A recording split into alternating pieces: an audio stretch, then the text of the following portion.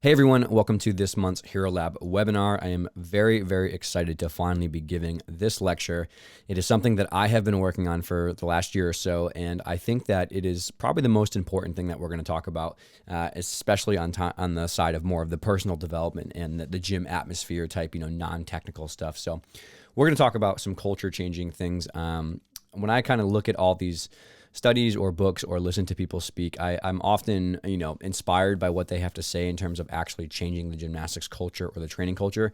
But I personally feel that sometimes it falls on the fluffier side of things, I guess is the best way to put it. It's very philosophical. It's very kind of like conceptual, but it doesn't offer like actual ground level practical tactics that we can be using to change things in the gym, to actually make a positive dent in the way that we want to see the culture move. And so what I've done is I've collected all of my personal experiences with what did or did not work and how I've changed, along with many of the podcast guests that I've talked to about what they think is good. And then also all of my kind of experience traveling around the world and being in examples of good or bad cultures. I've taken all of those things and wrapped them up into a lecture so that people can have some very practical ways to change either things in their personal life to be a better, role model or a better representation of their values, or also what you can do on the actual coaching side or the working on the medical side or being a parent side or being an athlete yourself side, so you can kind of make a positive influence in the gym that you work at. So we're going to dig into some very practical kind of examples here, but the reason I wanted to do this lecture is because I personally feel like this is the big elephant in the room, or the gorilla in the room, right? That we know that we need to change some things about the way that we're doing it. We clearly see that over the last 2 decades, that things that we did that we thought were okay in terms of the hardcore approach to training is not really what's going to be successful long term, because there's too much collateral damage mentally and physically. And so I personally find that the best drill strength program, the best medical interventions, they go absolutely nowhere if you don't have a culture that supports it, right? If you don't have athletes that trust you and actually follow what you say and believe in you, they don't have good rapport with you. There's not good communication between parents, coaches, medical providers, and athletes. And so if we spend so much time on the technical side of drills, progression, strength conditioning, medical, prehab, whatever it is, rehab, but we don't have a good environment to actually put those into place, it just leads to spinning your wheels, a lack of progress, and so much frustration between coaches, parents, and athletes. And so I want to, really make sure we take some time to step-by-step think about these things. And unfortunately, with what's going on in our current sport, the perception is kind of over here on the right of that these coaches are mean, nasty, kind of hardcore people who are pushing gymnasts through these ridiculous, tasks and training hours and things like that. And, honestly, unfortunately, there are some people that are in that category of hardcore and they need to change. But the majority of us just want to do what's right by the athletes. We just want to help. And I think that parents and coaches and medical providers all agree that we just need to find a better way. We need to find a way to apply some new ideas, some new techniques, and get the best out of our athletes with inspiration over intimidation, as many people say. So we're going to kind of dive through these things step by step, but I want to first kind of cover a few things about what an unhealthy versus a healthy culture looks like. And the people who have really helped me develop this are Nick Ruddick, Miss Val, Doc Alley, right? Those people really have helped me a ton in terms of solidifying what the signs of a good versus not a great culture are. And so just think about some of these things in your own gym, whether this is current or this is an example of something you see or not, because everyone here is in 2 categories. They're either they have a great culture, things are going well, the coaches are happy, the parents are happy, the athletes are happy, and they want to maintain it, or they don't think the culture is great, there's resentment and bitterness, and they want to change. So whether you're having something you like or you're trying to change, it's going to take work, and these things take constant daily kind of observations of what's going on in your gym, which is why I made this list. So first of all, in an unhealthy culture, there's a lot of low motivation from the coaches and the athletes. People don't want to really put in the work. It's kind of like pulling teeth to get people to be there. And there's a lot of low energy levels throughout the practices and throughout the training weeks. Number 2 is there's always some bickering or gossip, talking behind people's backs. There's kind of some drama going on about, egos flaring around, or people complaining about other people, or bickering back and forth about, what the assignment is or what they have to do or whatever it is, from the coaching to the athlete relationship. There's no communication about the real issues. And the reason I put the real issues is because cultures that don't have really healthy support systems, they don't feel comfortable. There's not enough trust to talk about some of the more serious issues related to personal values and, major ground level, deep rooted issues such as someone's insecurities or fears or things of that nature. And gymnastics is such a hard sport, and it comes with so much risk that if you don't have these trust scaffolding pieces in place, you can't have a hard conversation about what's really going on. You keep sweeping it under the rug or looking the other way, whether that's about a high rate of certain types of injuries or low motivation being going on or people skipping out on practice and not wanting to come. Like, if you don't dig into the roots of these problems by communicating, it gets very, very hard to actually make change. Okay, there's high injury and there's high burnout rates. Kids are seeming to not really make progress in skills or in their levels. They want to quit. They don't want to come to the gym, or they're always kind of plagued by repetitive overuse injuries. There's no meaningful progress towards their goals, and I say their goals very openly because that could be a new skill, that could be a new level, that could be just competing well at a meet, that could be just not caring about skills and scores and just being happy with your time in the gym around your friends and things like that. But whatever those goals are, if you're not making progress towards them, that's a sign that something's not going well. And then lastly, just overall, people are generally unhappy, right? There's just this kind of pessimistic, mood downing attitude that people have, that it's not going well and it's always going to be the worst case scenario, right? So that's compared to some healthier signs, which would be the ability to progress even though there's challenges and adversity, which all gymnastics is going to have some sort of that. It's going to be a very up and down, uphill, downhill battle because some days the skills are going well, sometimes the motivation is there, sometimes the effort is coming along, some days it's not, and you have to be able to work through that despite what's going on. So there's high motivation despite the chaos sometimes. Number two, people feel like there's trust. They can communicate about their problems, whether that's in a private setting or more in a kind of a group dynamic, but there's transparency, there's communication, there's a bit of candor that's present so people feel comfortable with that.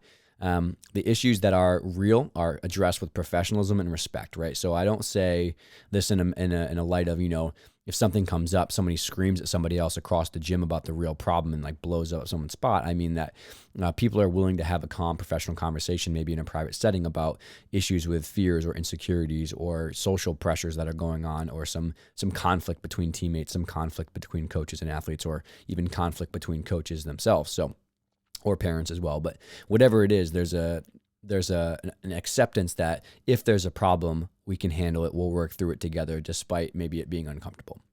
Okay, and then obviously all sports do have injuries, but if they come up, they're dealt with head on. They're not kind of swept under the rug. They're not, brushed over with what I call psychological warfare, which is, ignoring those athletes who are kind of hurt, or in a way of saying that they're not good enough to be in the group because they're hurt, sending them off on their own and kind of like making them feel less than because they're hurt. We don't want that. We want athletes to feel like, even though accidents happen, it is what it is. We'll accept the reality. We'll deal with it. If you have an ankle issue and you're in your boot, or if your back hurts, or if your wrist is sore, we'll find a way for you to still be a part of the group. We'll find a way to you be involved in practice. Just because you have something going on doesn't mean you're not part of the group. Okay, progress over perfection.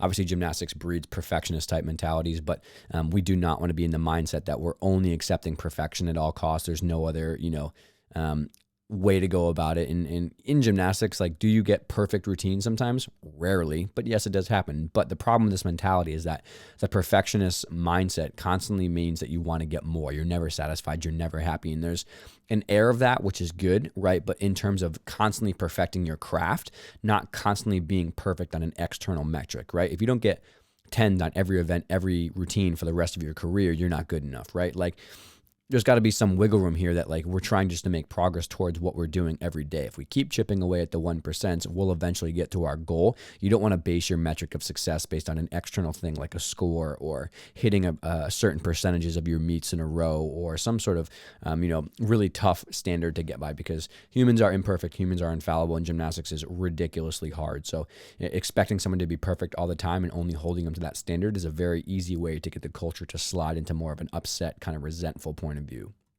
And then lastly, people are upbeat, people are optimistic, even though the sport is hard, even though the training is hard. They enjoy the process of grinding it out and working hard and things of that nature, and they're willing to put in that kind of work to get there.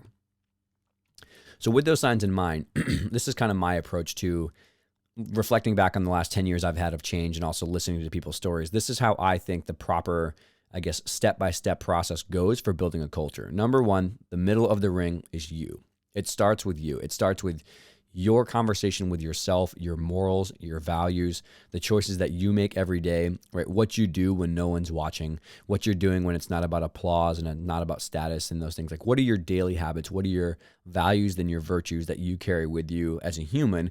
And that's what you bring to the gym, right? So it always starts with you. It never starts with pointing the finger at somebody else, no matter what you think. Okay, number two, once you have a solid base of what you stand for and what you're leading your life about, then it becomes a conversation of how do you interact with somebody on a one-to-one basis? How do you communicate with somebody? How do you approach problems with somebody? How do you, listen to what they're saying and give reciprocal feedback? And that kind of happens in our gym all the time, and it happens in many other places all the time, right? Whether that's one-on-one between a parent and an athlete, a medical provider and an athlete, a parent and a coach and a coach, an athlete and an athlete, right? The way you handle one-on-one interactions very much dictates the way that the entire culture is kind of predicated on. So I think in the last 10 years, many people say that, with the rise of technology and social media, we're not having as much one-on-one conversation, and I would agree.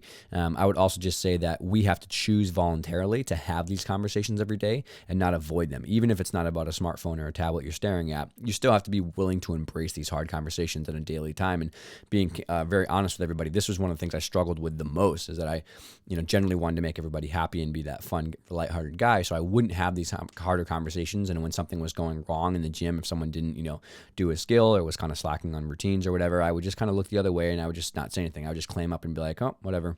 And I would let it pass by. But those things over time grew and grew and grew, and we didn't address the real issues, and it just blew up eventually down the road. So having good one-on-one communication is huge. And then that carries over to the way you interact with the group, right? What do you do with your small group of level 7s or 8s, or your compulsories or your rec class? How do you treat that group and foster a good group dynamic, right? That's based on, again, the one-on-one communications between everybody, but also what activities you guys do, how you talk to the group, how you model yourself in front of the group, what things you try to set up to make things productive, how do you structure the practice and things like that. Once you have those individual group dynamics kind of thought about, the next thing to do is think about intergroup, right? How does the level 7 group interact with the 8 and the 9, or the younger and the older, or the rec classes interact with the team kids, or how do the coaches from the preschool and the recreational side interact with the team coaches? Is there this weird standoff between, the coaching group saying that one is better than the other? Like, you shouldn't have that in your gym. It should be very much a family or a group approach in terms of your coaching staff working together with the athletes working together as one unit, and you're mixing and mingling these groups. And I think it's really important, as we'll talk about, that you foster some time where you don't just live in your own little bubble, that you actually work between groups, and that you try to foster some communication and build some rapport, even if you don't work with those athletes every day or work with those coaches every single day. And then lastly, okay, it comes down to how your gym or your tribe kind of interacts when you go out into the world. How do you interact at meets? What do you do with your community? What do you do with the different organizations when you go to Congress and things like that? How do you, as a group of people representing your gym, whether you're the athletes, the coaches, the parents, how do you interact when you're out in the world, right? And in my mind, I think about how do our parents, hold themselves in the stand compared to other gyms, or not compared to, I don't want to compare ever, but how do we represent our values as a parent group in the stands? How do we represent our values as coaches when we're on the floor working with other coaches at a meet? How do my athletes, or the athletes we work with, represent our gym when they're at a meet and they're kind of cheering on other people, or they're interacting with other people, like during bump-ins or things like that? So that's kind of the last layer, but it starts from the middle and it works its way out. You cannot start with trying to fix the group dynamics if you haven't thought about your own personal values or how you communicate with someone. So I like this kind of approach to it. And I think, again, looking back on my journey, the best progress that I made for myself and for the other coaches and for the gym as a whole was when I went in this order, instead of starting with the larger level or starting with pointing to other people. Okay, so let's start here first. This is by far the hardest one of them all, right? And we've had another lecture on kind of like happiness tips and kind of individual morals and values and things like that. But I think if you don't start here and really have a hard look in the mirror of what you stand for and what you believe in, if that means holding yourself accountable to realizing that maybe you're not making some of the best choices for your health or for your own, emotional control or things of that nature. If you don't start here, it's almost impossible to have a good conversation, because people will not see you for your very good representation of your actions mapping to your values, right? So the say-do gap we've talked about before, but I always say it's, does what you do every day, is those small little choices represent what you say you're going to do? Is there any misalignment between what you're saying and what you're doing? Because the kids pick up on that, the athletes you work with pick up on that, the coaches and the parents pick up on that, because it's a little bit fake, it's a little bit inauthentic. So I think that the best thing you can do is think about these questions. why am I involved in gymnastics? What do I want to get out of the sport? Why am I still doing this, right? What are my values that I care about that make me feel secure? Do my daily choices align with these values? And then on a deeper level, what are the things that scare me the most? What are the things that I'm insecure about? What are the things that I'm worried about, right? These things are hard questions. They take a lot of time to dwell on, and sometimes they need to be done with other people supporting you and helping you through it because they're really hard conversations. But if you don't have these things really squared away and you can't say what your values are, it's going to be impossible for you to make a good decision when you're in the gym with someone. It's going to be impossible for you to really keep your cool and to really make sure that you're doing what's best by the athletes and by your own health, because you're just going to keep going kind of by the seat of your pants. You're going to keep flaring up sometimes and being emotional because you don't really know what you stand for. And so the best thing I think you guys can do is, if you really want to be serious about this, you have to think about, okay, what am I doing now and where do I want to be in order for this to work? And I'll kind of give you my example here, right? So for me personally, these questions were, at first, I was doing it for personal gain. I wanted people to give me attention and tell me that I was doing well and, kind of have that perceived status and get the progressions with drills and skills so that people are like, wow, look at how good of a coach that person is, or whatever it is. So I've shifted very much now into, I now only coach and I'm involved in the sport so much because I want to teach life values and help athletes realize their potential, right? I want to help them progress towards their goals and give them a set of tools they will use in their career or in their schooling or in their future life with their friends or whatever it is. That's really why I'm involved. And don't get me wrong, that absolutely does mean getting new skills and doing well at meets and getting good scores and placing well, but it's not an ends to a means for that. I don't only want to get scores and trophies and kind of get new skills. I want to do that because that's the method of application for managing fear and stress and being confident in yourself and things of that nature. So the second place is that I did it for status and attention and praise. And now I very much try to have values of humility, selflessness, and relationship building, right? The values of doing things for status and attention were a never-ending kind of unquenchable thirst of, as soon as you get attention from one thing, you want more, and it's very ego-driven. So I had to have a pretty hard fall from grace, as I've talked about in other lectures, in terms of the people around me were very resentful. They were very bitter. They didn't want to work with me. They thought I was kind of a jerk, and I was. And so now I've kind of realized that that's not the way to go. And then I shifted myself towards always trying to practice humility, always trying to be selfless, and always trying to focus on the quality of the relationships with the athletes instead of just me show, that, the all about me and what I'm going to get out of it. Okay. The next thing that I said was, do my choices represent these values? And absolutely not. No. If I look back on the way that I was coaching when I was in my younger 20s, the things that I said that I cared about were very much a facade, and I was doing things that did not represent that. And so now I consciously try to map out all the choices every day that I have to reflect those values. And I try to every day or every week look back and say, okay, am I acting in a way that represents what I care about, what I stand for? And am I showing that through positive role modeling? Okay. And then lastly, my fears and insecurities. I was absolutely paralyzed by social judgment and by rejection, right? So I cared so much about what other coaches thought about me, what other medical providers thought about me in terms of my ability levels, my intelligence level, my ability to help athletes get new skills. And when I went to meets, I was always very, very on edge because I was so scared about what people thought about me and what people said about me. And now through work and all those things, I just accept those things. I realize that I'm nervous about these things, and it's something I'm working on, but I've worked very hard to let go of the fear of judgment from other people and measure my metric of success as a coach as of what my athletes say about me, what they think about me, and their interpretation of, am I a good person, not only just a good gymnastics coach. And so if I can put my head on the pillow at the end of the night, and the athletes that I work with think I'm a good person, they think that they trust that we're going in the right direction, and the coworkers that I work with don't have, conflict with me, and things are going well in terms of our close relationships, I feel like we're making positive progress. So the best thing I suggest that you guys do is take a week and just journal on these things, right? Get big pieces of paper, go to a coffee shop, type it out, and just really, hash this out with yourself. But in the process, don't judge yourself too hard, right? Don't rip yourself apart, right? Don't be so brutal on yourself, because these things are all going to probably dig up some kind of conflicting emotions sometimes. So if you need to use some close friends or some, some professional help, I would strongly suggest that as well. My boss, Eva, has been incredibly helpful for me, helping sort out some of these things and giving me honest feedback that's caring. So she's been really useful as kind of a sounding board. But once you kind of figure these things out, just commit to small changes, right? Sometimes that means waking up an hour earlier so you can read and think about some personal development stuff. Sometimes that means getting to the gym a half hour earlier so you can be really on top of setting up stations and being on top of your lesson plans. Sometimes that means when that initial, pinch comes up where you feel yourself wanting to yell or you feel yourself wanting to just ignore a hard conversation with an athlete, it means turning towards that and accepting that and working on it and making those small choices over time. It's small doses of stress exposure. It's graded exposure, right? The more you do it in small doses, the better you get at it. So starting here is probably the most important thing for you to do if you're trying to actually change your gym culture, is change what you're doing every single day. Okay, once we go past this, the second layer, which is more of the one-on-one dynamics, one of the best books that I recommend for this is called The Culture Code. Nick Ruddick recommended this to me, and I read it like in a week because it was so appropriate at the time that I was reading it with what we were going through in our culture. It took us like 3 or 4 years of really rough patches to get to a place where I felt like we were making progress. And I'm not going to front on everybody and say we have a perfect culture. We absolutely do not. We're working on it every single day. But this book was very instrumental for me helping to try to make a better interaction and an overall environment for the kids. So what they suggest in this book is that high quality micro events are one of the best ways to go about this. So high quality micro events are like those kind of small passing interactions you have with people, smiling at your coworker when you walk in and saying hello versus burying yourself in your phone. Or when people are going through a warm-up, you're not standing off to the side of the floor and talking with the other coaches. You're actually walking around. You're correcting things. You're saying, hey, how are you? How was your day? How did that test go?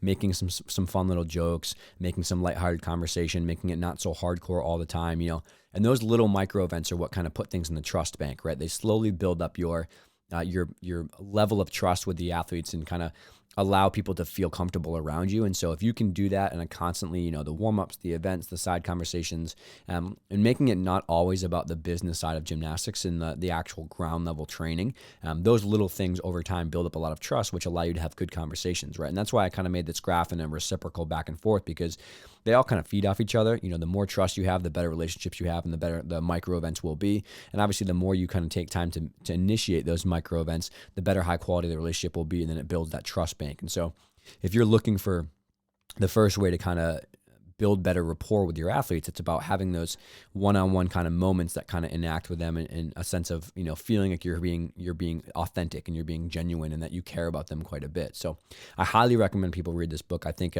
if they read it and take notes, they'll find a lot of things that transfer over from how they talk about, professional teams or the Navy SEALs or things of that nature, would very much be helpful. Okay, and so what's the first step of these better one-on-one interactions? By far, without a doubt, it's listening, right? I love this quote. I think I heard this from Nick, who heard it from somebody else, but the lowest level of listening is waiting to speak. And that struck a chord with me so much because there are so many times I can think back to is when somebody was telling me a story or was kind of bringing up a concern of an issue to me. I was just sitting there waiting to say something. I wasn't really listening and processing what they said. I wasn't really hearing them. I was just kind of like letting it go in one ear and out the other. And then I was just going to kind of give back my stereotypical response or what I thought was important to say. So if you want to have better micro events, take the time to stop. Don't look at your phone. Don't be distracted. Be present and listen to what they're saying, even if you know that it's going to be a little bit more of a repetitive thing you've heard before, or if somebody has said this before, or if you kind of already know what you do want to say, completely hear them and listen to them before you actually formulate a response. And you'll find that people actually really recognize the eye contact and the fact that you're engaging with them, and they find much more trust gets built over time because they're like, oh, this person cares about me. This person is listening to what I'm saying. They're not kind of like half in, half out. So if you want to have better events, definitely start with better listening. Okay, beyond this, just try to think about this. Listening comes in two forms, you know what I mean? So listening comes in like your verbal and your nonverbal posture. But think about if something comes up in the gym, what's your first gut response? And I think this is a really good way to get a gut check in terms of, whether someone is really in tune with you or whether they just kind of like are glazing over what's going on. So think about in the gym every day, what happens when this happens? When a fellow coach comes up to you and critiques you or says there's something that maybe you need to change, how do you respond to that? Are you defensive or are you open-minded? Right? If a gymnast comes up to you and says their back hurts, do you just kind of go, oh, and write them off? Or do you actually kind of investigate and think about those kind of things and listen to what they have to say and try to critically think about why it's happening or what's going on, how long it's been? Okay, when a gymnast is scared to go for a skill, do you say, oh, well, that person's always a scaredy cat? Or you just say, oh, just go. You know what I mean? Like, are you actually understanding why they're scared? Do you understand what's going through their head? Even if this is an athlete who typically has a very high level of anxiety or has a high level of challenge, and this kind of always comes and goes, they have a lot of skills they're very inconsistent with, and it kind of bleeds over from event to event. Are you patient and do you work with that athlete, or you just write them off and say like, well, good luck, whatever, like figure it out, just go? What are your reactions there to that? Okay, if a gymnast is not motivated or is distracted and is not doing the assignment you ask, do you yell right away? Right? Or you take some time to really think about what's going on and how you can frame this conversation to be appropriate and professional. And then lastly, what if a parent comes up to you at a meet with a concern, right? Or if a parent comes up to you at the end of a practice and has a concern with the way something's going. Do you just say like, oh man, parents are so annoying, I can't believe it, just leave me alone? Or do you actually hear their concern, right? The way that you handle these one-on-one interactions and the way that you respond verbally and non-verbally has a massive reflection on your values and has a massive reflection on what you care about in your culture. If you don't care about these things, how do you care about the way that everything's going on?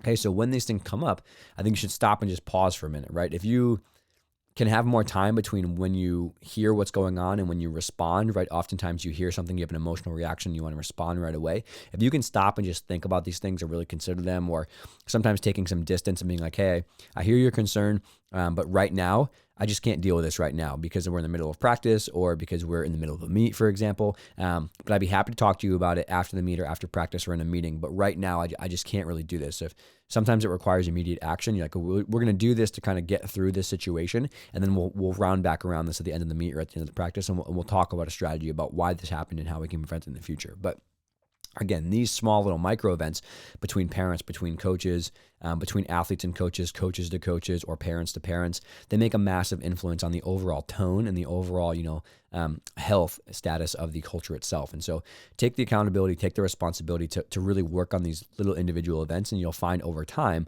that things are much, much easier in the long run. Okay, so listen, kind of hear what they're saying, right, with an open mind. Don't be afraid to voice your own opinions as well. Don't be afraid to kind of like say like, okay, I hear what you're saying, but I disagree with this. Or you may think this point of view, but actually my point of view is like this, right? That's what professional dialogue and professional disagreement is about. It's okay to disagree and debate a little bit, but arguing and yelling is not what we're trying to do. And that's why I put this in bold. I don't personally think, unless it's a safety issue, if someone's walking out on the runway or something's happening that's really dangerous, I don't think there's ever a time when you really need to yell or scream or lose your cool, because it never makes the situation better, right? Besides cheering and then something clearly unsafe. I have tried to force myself to not yell and not escalate things, and it's helped me so much. Like, there's always a better way to handle the situation that's calmer and more professional, even if that means, saying blankly, I'm a little frustrated or I'm really getting emotional or upset right now. If we have this conversation continue, I'm going to probably get upset. So let's just let this cool down. Let's take a walk. Let's give this some space, some distance, and we'll wrap around back to it. And that's happened many, many times in practice where something is really frustrating and I want to yell or I want to kind of, shout a little bit, but I know that if I do, it's only going to make things worse. So I let it calm down. And at the end of the practice, I'll approach the athlete and say, hey, can I talk to you for a few minutes? And then we can kind of go back through the situation. Or with a coaching situation, if something happens, there's a debate between two coaches. We don't want to blow up or make it an argument between us while the event's going on because it makes us look bad in front of the athletes. We just say, okay, let's talk about this after practice, or let's get this right now, and then we handle it after on a private kind of closed door situation. But that's my best advice with some of these things is just try to think about what the person is doing and not them as a person in general, right? My boss, Eva, taught me this early on, and it really, really helped me, is don't critique the person as a human. Critique their actions. Say like, your behavior right now or your choice right now to do this is what's making me frustrated. Not like you are not good enough or like you're being lazy or you're not smart enough or something like that, because that really demoralizes the person, and when in reality their behavior is what we're trying to fix. Okay, so here's an example. Classic example, right? So you're on a bar rotation and you set up all these drills on the side. You say, after you do this turn, I want you to go do these drills, chalk up real quick, get back in line. Let's try to have limited time to chalk bucket, right? So old me, about 8 years ago, would just be across the gym, would see this going on, would just scream across the gym, yell through rotations. Girls, get out of that chalk bucket. You're driving me nuts. And then Kelsey, just some random example. Kelsey, don't be lazy. Go do some drills, right? Very direct, very authoritarian, very, very sharp, right? Not really giving some thought about what's going on, and just very, very aggressive, right? And I think that this is just what I learned as a default, because I thought that was the way you're supposed to coach, right? So now as I've moved on, here's a little bit different of a situation, right? Instead of screaming across the gym, I would walk up to them, kind of, I'm in more of a calm voice. I would kind of explain the situation and try to critique their behavior. I would say, girls, listen, I'm really frustrated right now. Okay, you said you want to get these new skills, this release, this dismount, whatever it is. And now instead of actually doing what I'm asking you to do, your behavior is showing me you don't really care about that, right? Your behavior of talking instead of doing what I'm asking you to do for these drills isn't reflecting the things that you say are important. So I'd appreciate it if you'd spend some more time on the drills instead of talking, right? If you don't want to do that, that's your choice, but I'm going to ask you to remove yourself, and because we're trying to work out right now. And I think that that is a much different tone and a much different conversation. It's not aggressive, it's not yelling, but it's professional, and it's critiquing what's going on in the situation. It's looking at the situation from a step back approach, seeing the behavior that maybe doesn't agree with what we outlined as how we want to operate in our gym. And it's explaining to them very blankly that this is the situation. If you don't want to do this, that's your choice. Choices have consequences, but we're here and we're trying to work. So I'm going to ask you to remove yourself from the group if you can't really agree with that. Some chitter chatter and some side talk is obviously normal, but you're standing here and you're just spending all of your time in the drill. You've taken one turn in the last 5 minutes, and there's plenty of other things that you can work on. So we're here to work. We're here to kind of have fun, but also at the same time, we need to get this done. Okay. So again, very, very different. Doesn't always work, right? They continue to not do the drills. They continue to not really do anything. They keep talking, and very blankly, I say, all right, well, we're not going to work out. You guys can go do something else. And if that doesn't work, then I say, guys, I asked you this before. If I have to ask you again, we're going to ask you to leave, or we're going to involve your parents, and we're going to figure this out, and you're not going to be welcome because we have a set standard of what we're trying to do. This group's here to work, and you guys just are not really in line with that. So no hard feelings, but that's just the situation right now. Okay, and so moving on off of that, the way that you frame those conversations, always in your mind, think about the order of things that you're trying to do. You're trying to have their health be priority, build great humans second, and then build great gymnasts third. So when you have that conversation about, your behavior and your drills, and these drills make you safer to do these skills, that's what you're doing, is you're kind of attacking the health and the great humans piece first of making them realize their behavior is not mapping to their appropriate actions. And then lastly, that comes on top of being, able to be high-level gymnast or do good skills or whatever it is like that.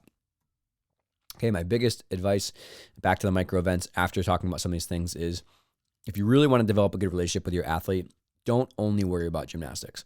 Think about the holistic human, the entire person, as Miss Val says, right? Care about the non-gymnastic stuff, right? And it doesn't have to be all the time, right? Obviously, on the event, you should be talking about gymnastic stuff, but before practice and that kind of idle time when you're chatting with people, or after practice, or when you guys are out to dinner after a meet, or when you guys are doing some warm up and back and forth, ask about other things. Ask about school and some things going on in their life. What music do they like? What concerts have they gone to? Or are there things that they're doing outside of the gym? How's that test going? I know you had something frustrating in your life. How's that going? Again, you're building up that trust with the athlete. It's super, super important. It gives you more bandwidth to kind of handle some of the harder conversations down the road. Okay, so now moving on to the group dynamics. It's super curious that I read a lot of stress research and a lot of psychology about these things, and it's super wild to see it. But a lot of research supports that social support, right, or social lack of support is either a biggest driver or a buffer to stress. So if you have not a great social environment where people are judging you and you're fearful of their judgment, it's actually a big creator of chronic stress and negative health aspects. But if you have good social support from your coaches, your parents, your teammates, it's actually one of the best things that can buffer stress. So the most high performing teams, right? They look at Google, they look at the Navy SEALs, they look at the different high level sporting or NBA teams, things like that. Those that have really strong social support around them allow them to kind of get through hard times together. So along with that, a sense of control and a sense of being heard are also very good buffers of stress. So it goes back to our first point, right? Listening to someone and feeling like you have a sense of control because the person cares about what you actually, think is important to you. Those things go a long way, but your ability to help as an athlete, help foster relationships between the athletes, or the ability to kind of work in a group system where people are supported and heard in general, and it's not just this dictatorship stuff, that really helps go a long way for how the group works within your culture overall. So I think some of the research is really geeky and really nerdy, but we need to take some of this to heart, because if we're not consciously working on creating a good group dynamic from either the one-on-one or the way we choose to spend our time or the way we talk to the group as a whole, it's going to kind of crash quickly. I think everybody knows the feeling of when things are not jiving in a group and it feels super awkward and super stiff, and there's just really stepping on eggshell kind of dynamics. So moving on from here, I think the best person who I've learned a lot from is Miss Val. And she has really good advice on many, many things, but I think the group dynamic is, in terms of motivation and in terms of kind of fostering how to have a productive practice, not keeping it too loose, but not too tight, right? Too loose being a free-for-all, too tight being that dictatorship type military style. Her advice to me when we talked on a podcast, and she said, if I was back in JOs and if I was back in the group dynamic on a more local, younger level, I would, when we're off the event, transitioning, right, doing our, pre-warm-up, just chitter chat or whatever it is, it would be very fun, very light. about non-gymnastics just kind of overall. But when we're on the event, we're here to work. So I need you to lock on, right, or lock in when you're doing gymnastics, and then when you're not, we can kind of have that fun conversation. So I try to take that approach now with the athletes, is like in transition time or before the warm up or things of that nature. It's light, it's fun, and then when the time hits for our actual 45-minute event, it's like, okay, guys, let's switch gears here. Let's listen up. Let's try to refocus. Let's try to really get on board here. We have 45 minutes. Here's what we're doing. Here's the warm-up. Here's the 5 stations we're going to work on. Here are the numbers I want you to get to. Let's work real hard. Let's try to keep the chitter-chatter to a minimal. Let's really, think about our active corrections and focus on what we're doing. And then when we kind of have some time at the end, we can kind of relax and we can kind of chill again, and we can talk about some fun stuff. And I found that very, very helpful. And I think the girls that I coach and other teams that I consult with really respect that kind of stuff. So I think that if you can have that on-off mentality and outline that for them and say that, like, hey, when we're working, we're working. When we're having fun, we're having fun. We can go back and forth a little bit here. So have that in your mind as a way to kind of interact with the group. But I'm also a big fan of using a combination of non-gymnastics and gymnastics type things to get some good team cohesion. And the two easy examples are doing a stick it contest at the end of the night after you guys do, some cardio, some strength, things like that. Take 10 minutes, do a stick it contest, just make it real fun, real light, but just bring some overall fun to the environment, right? Do a Kip Cast handstand contest in your bar routine. In your bar warm up, right? Do some stick it off the end of the beam, or do putting people in partners and saying like, okay, I need you guys to hit 5 back-to-back series as a duo in a row, right? And you guys are competing against the other groups of 2 that you have in your group. So everybody gets a beam, 2 people go back-to-back, try to get through 5 turns, 5 series, whatever it is, or have your guys pair up and say everyone needs to try to get through, 5 spindles or 5 flare sequences, or needs to stick 2 of their tumbling passes back-to-back with a teammate or something like that. And it's cool because it creates some like energy and some motivation, but you're still making meaningful progress towards skills, right? On the other side of the fence, I firmly believe in organizing non-gymnastics events to get team cohesion, to get them out of that gymnastics bubble. So our personal favorite is 2 times a year. We have an afternoon practice on Friday that's a little bit later till 7. We have the athletes tell their parents to come at 8:30 instead of 7, and we do our conditioning and all of our stuff till 6:30, and then we have a little bit of a movie night. We have some snacks that are brought in, and we set blocks up. I bring a projector in, we shine it on the wall, and we watch like a Disney movie or something like that with all of our team, and it's just fun. It's relaxing. They can kind of interact with their teams and do something not related to gymnastics. Sometimes we'll just do a game night where we'll bring in some categories and some Jenga and things like that and cornhole and just let them play. And it's just fun. It's just relaxing. It eases the tension a little bit. But, you're not taking away from your gymnastics time, right? Because you're not doing it in the middle of practice. But you're still able to do something that's team bonding and team, cohesion, and it helps kind of build up some of that group dynamic. People are building those social interactions. They're building, they're getting to know their teammates better. The coaches get to kind of show their non-work life, kind of stuff. They're more relaxed and they're chill. It's cool for gymnasts to see you in your only coaching mindset and see that you're a normal human outside of it. So just something to, offer up. There's other times we have holiday parties. We invite the parents. It's like, we do all the fun stuff of gingerbread house decorating and games and contests and stuff like that. So try to organize a few of those per year, and I think it would go a long way. Okay, so now when we talk about how do we kind of interact between our groups, how do the optionals work with the younger kids, how do the rec kids work with the team kids, the coaches between each level kind of interact, the parents interact, and the best way that I think this is to think about it is breaking down of silos, right? We all have our silo we work in. So there's the optional coaches, the optional team, we have the compulsory coaches, the compulsory team, we have the trampoline team, we have the tumbling team, we have the recreational classes, whatever it is, and they're kind of all in their own little buckets, but they're all under the same gym. So you have to work very hard to work between groups and kind of foster these communications so it doesn't feel like you're working in your own lane.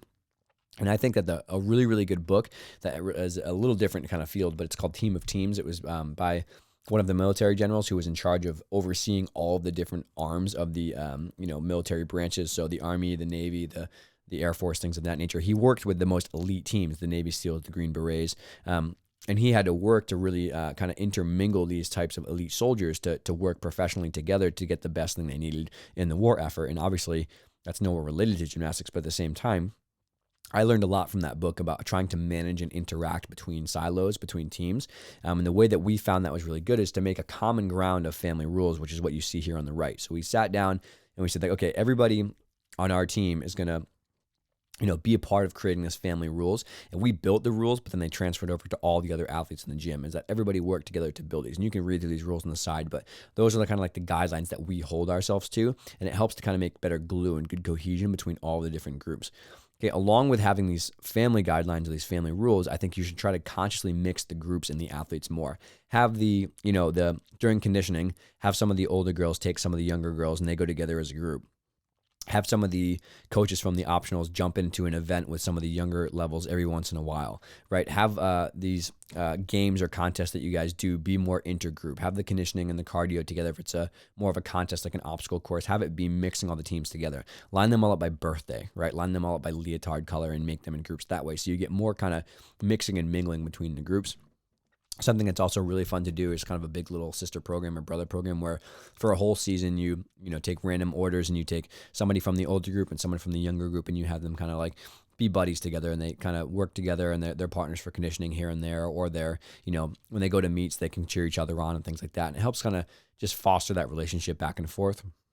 And I totally think this goes for coaches as well. You have to make sure that the coaches from each level or each department are kind of mingling together during, staff outings or things like that, that they're not always with the same people all the time. One, because it's boring, but two, because you kind of share more ideas, right? You can kind of get some help with things that you have questions on or somebody else can help you back and forth. And I think overall it builds up a really good rapport within everybody in your gym. Okay, like I said, team game nights are very, very good. On the top right here, you can see some categories going down. This is one of the favorite pastimes of the end of the week. So we have a pretty long, hard training week. At the last 15 minutes, we will get together and place categories. It's a very lighthearted thing to do. On Saturday, we do very, very hard cardio. So usually it's a good sigh of relief after that. And I included this one on purpose. The music might be a little bit loud, but I put it up on purpose. But sometimes we'll play some games. This is just like a team hopscotch. So obviously, you can see it's pretty funny, but they break them into two teams and they jump across the floor with a foam pit block in between them. They're trying to play tic-tac-toe. And so, again, lighthearted, very, very easy to do. This took a grand total of 5 minutes, but what this does for overall morale, slowly but surely, is very, very good, and it's hilarious to watch, as you can see.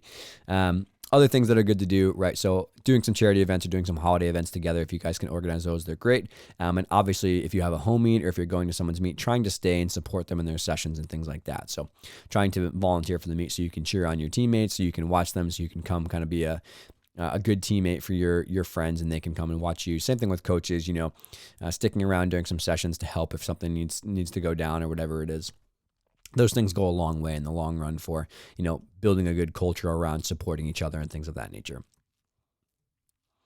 Okay, so lastly, getting to the tribe layer. Man, if I could blow this up at a billboard and make this like on a grand scheme flying across the sky, be nice at meets. I can't tell you how frustrating and how sad it is to see these, like the standoff approach that people have to each other at meets. I mean, obviously it's a competition. You want to do well. You want to obviously do well for your gym. But at the same time, man, we're all people.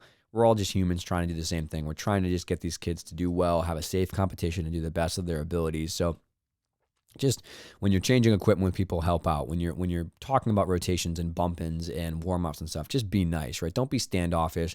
Don't be a jerk and, be so hardcore about what it is. Be nice to the judges. Judges, be nice to the coaches. Like it's so easy to say, but it's crazy how often people just overlook this, and it makes our sport so much more friction oriented when there's just awkwardness between coaches and stuff. Just if someone's new and they don't get something, it's their first time in a meet or they're really just kind of learning the ropes, just help them out, man. Just be nice, because at some point you were there too and you had that real awkward feeling. So going back and forth can be massively important for carrying your culture code with you, right? Like your coaches represent your gym, your athletes represent your gym, your parents represent your gym. So you should take that family rules, that family guidelines with you at all times. And the way we kind of explain this at meets is like, coaches shouldn't be on their cell phones at meets. The kids shouldn't be on their cell phones at meet, right? When athletes are interacting at the end of the vault runway, be kind, be nice, be just open to the other teams and make sure we're working it out. Same thing with like, waiting for turns or waiting for bar settings or things like that. Like just have a little bit more composure, right? Calmness to your emotional sometimes flare, but also just be kinder. Just try to make sure that you're trying to make sure that things are working smoothly and are always going well. And if we ever hear about one of our athletes being, mean or negative towards other teammates, we're on them so fast. And we say, that's not appropriate. That's not the behavior we represent. Please don't do that again. Same thing with parents in the stands. Same thing with other athletes working with us. Like trying to make sure that we're always supporting a good group dynamic and that everyone's trying to be welcoming is very, very important. Cheering for other teams and things of that nature. So, that goes back to kind of your choices reflecting your values, right, on your own personal day-to-day level, but how you act at a meet represents your values, which kind of, your gym values, which then represent your own personal values. And then I like this from Miss Val, but when you're at meets and when you're doing things, try to remember our job is to create champions in life through sport, right? So that's what we're doing at these meets. Is we're trying to foster these skills and foster these personality traits that people will take with them to the real world, whether that's going to school and working with other people, going to a job and working with other people, or working on projects when they have a bigger goal or something like that. But that's really what we're doing here. That's what it's all about. Okay. My parting advice here before we break up is if you really want to make a dent, okay, if you really want to change things and you're tired of feeling like crap at your gym, you're tired of people being unmotivated and tired of the drama, here's what you should do. Number one is work on yourself first. Take 2 weeks, take 3 weeks, work on yourself first, and then come to the group and say, guys, I've been thinking a lot, working a lot. Here's what I've done. I've taken the first step to work on myself and admit that I have some flaws or things I need to work on. But at the same time, I'd like you to kind of help me out as well. Take constructive feedback. If you come to the table by saying, I realize I screwed these things up, I've made some mistakes that I'm trying to change, but at the same time, I think there's some things that we all need to work on. That's a much better approach than starting the conversation by pointing fingers at people and blaming people, okay? From there, organize a meeting with the coaches, get some coffee, get some snacks, get a couple hour block, pay your coaches to do it, and just hash it out, man. Just be like, guys, this isn't working or something's wrong. What can we do better? Is there things as if I'm a business owner, what do you need to tell me that you're afraid to tell me? Or as coaches, what's going on between the coaches that's causing so much friction, right? And if that has to deal with talking about some personal insecurities or personal fears or some tough conversations around egos, then it is what it is, right? I've had plenty of conversations where at the end of the day, it wasn't a good fit for me to be at that gym and I had to make a decision to leave. And there's really no easier way to put that. But if you get through all these conversations and somebody just will not change and the place is just stagnant, you gotta move on and make a better decision for yourself. If no one's going to change, then it's not going to go well. And you're just going to kind of keep banging your head against the wall a little bit. So have a meeting with the coaches. And then after that, have the same kind of meeting with your athletes and talk about the things like, is there things from the athletic point of view that you guys think we need to change? Here are some things that we're frustrated with. How can we work on this together? What can we do together? Okay, after that, make a plan, right? And just start implementing very small changes, right? The way the one conversation you have one day, right? That's the first thing you're going to do for the day. So you're just going to be willing to have that conversation and you're going to try to listen before you talk, okay? And then every single day, just keep working on it, right? There's no way to say it better than you have to work on it every single day. Every single day, you have to make conscious choices to take care of yourself, to be on top of your game, to keep learning, to keep listening, to keep working hard at the things that you value. And so if you put forth the effort and you say it's meaningful, the athletes will reflect that as well. Okay, some books that I think are extremely helpful in this conversation that have really changed the way that I live and the way I lead my life with the athletes. So number one, Ego is the Enemy by Ryan Holiday. Phenomenal book on how to make sure you're keeping your ego in check and trying to make sure that you're not leading things based on what you want, based on what the group wants, based on what's best for everybody. Lead Yourself First is also a really good book that kind of talks similar to how I started this conversation about starting with you. It talks about what you need to do as an individual before you start working on the group dynamic. Extreme Ownership is probably one of the most well-read and one of the most popular books on leadership. Again, talking about how ultimately you have to take responsibility for what you're doing. And then, like I mentioned, the Culture Code. Fantastic. So I hope you guys like that. I know it's a change of pace, but I honestly think it's one of the bigger issues that we all need to work on. It's clearly something that's going to be the biggest conversations, topic in the next 5 years as we continue to build the sport into something better. So if you guys have questions, you want to share some ideas or you want to reflect on this, please jump on the Facebook page and weigh in there or email me. I'd be happy to talk more about it. I hope you guys have a great day.